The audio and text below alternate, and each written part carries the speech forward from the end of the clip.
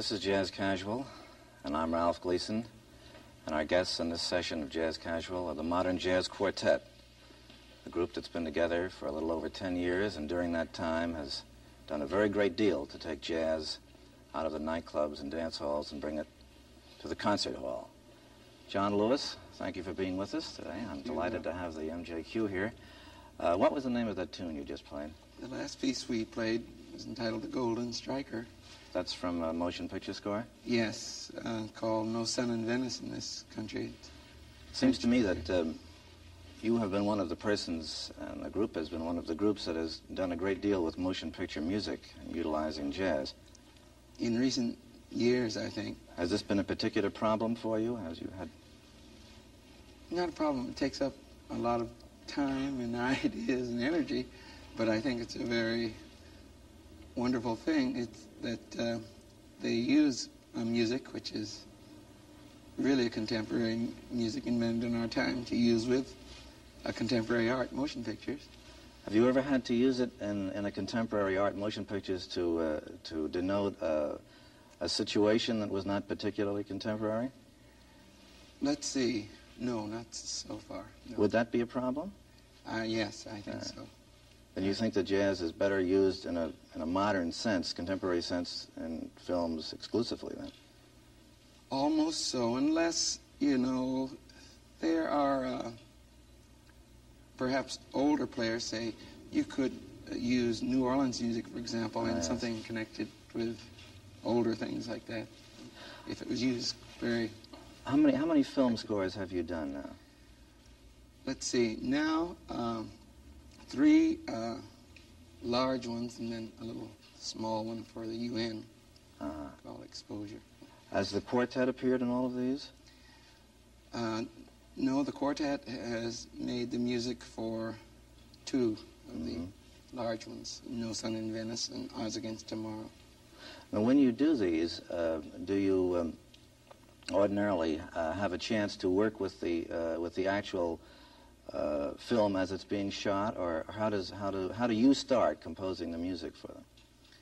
Well, let's see. Now I've had different experiences now. The first one for No Sun in Venice, in order to talk over the idea of doing it at all, I went to the studio in Paris where they were doing inside studio shots of this picture, and talked to the producer, Raoul Levy, and to the director, Vadim. And so that was all I saw before I had to do this music. Other than that, I had to work from a script, and a script that had time sequences. And from the script, you'd have to get some idea of what you think the image and the sound should be going together. Oh, well, now, what was the image for the Golden Striker? Well, the image for me, well, Golden Striker is special. It belongs to a group of 4 pieces. What I tried to do, there were supposed to be, they became a little weak in the process, 3 main male characters in the picture. And for one of the characters, the Golden Striker theme was to be used. I wanted to use this old-fashioned Wagner technique, leitmotif. And there were 2 other pieces, Cortege and Rose Troupe. These I wanted to use with 2 other characters. And they finally came together in a piece which is called 3 Windows. And at the same time, I wanted it to feel like Venice, although in that case, I don't really think that was necessary. It happened to feel like Venice, so a little bit. Have you worked with the application of jazz to other art forms, too? Well, yes, with the ballet here in San Francisco. I was fortunate enough to receive a commission to write music for a ballet called Original Sin, which will play some music. And also the quartet has made a long piece called Comedy, which was used for a ballet with 4 American dancers in Paris. Well, now, with your experience in extending jazz into other areas, and this, of course, is part of the whole progression of jazz music, and it's filling out throughout all of our lives, what do you see as coming in the future for jazz music? What kinds of things, what people, what areas remain? Well, I think a very important young man who will bring about a big change in music generally, he will do this, is Ornette Coleman. And the reason I can see this a bit is because the way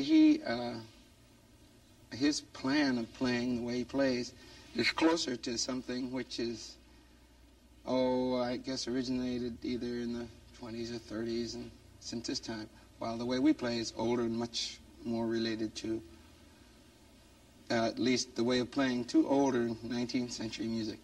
In this sense, Ornette's playing is closer related to things like James Joyce wrote or Dylan Thomas wrote, which hasn't really caught up with the mass public even yet, although those things are not new anymore.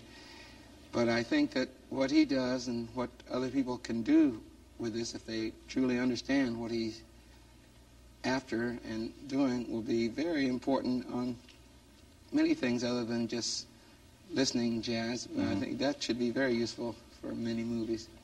Well, good. We're going to hear something of Ornette's that Ornette has written, and you're going to play some film music and some ballet music for us now? Yes. Wonderful. Thank you very much, John. We look forward to hearing this. The Modern Jazz Quartet will now play If I Were Eve from the ballet score to Original Sin by John Lewis.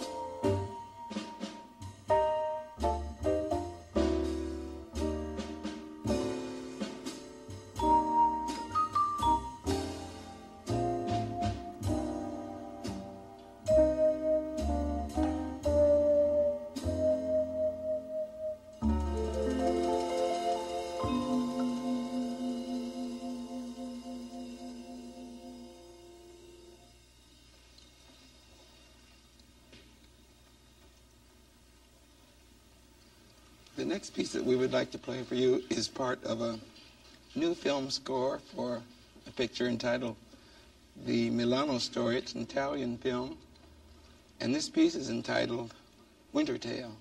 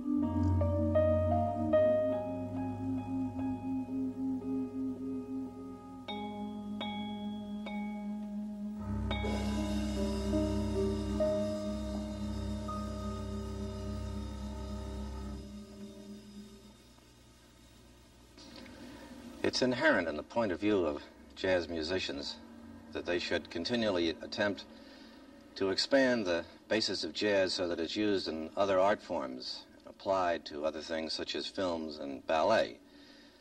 During the course of this program, John Lewis has shown us how some of these things have been done by the Modern Jazz Quartet, and the success that the Modern Jazz Quartet has had in applying jazz music to films and to ballet is another of the reasons why this group has emerged as one of the most important and most influential jazz groups in the whole history of jazz. Now, there's another thing about jazz musicians, and which is particularly applicable to the Modern Jazz Quartet, and that is that not only must they try to expand their music into other fields by the nature of things, but also they must be very closely attuned to the new voices and to the new ideas and to the young musicians who come up after them with slightly different points of view. Ornette Coleman is a young musician who has caused a great deal of controversy in the past couple of years in jazz because his point of view, his approach to music, is very much different than the point of view and the approach to music of the other jazz musicians currently occupying the scene.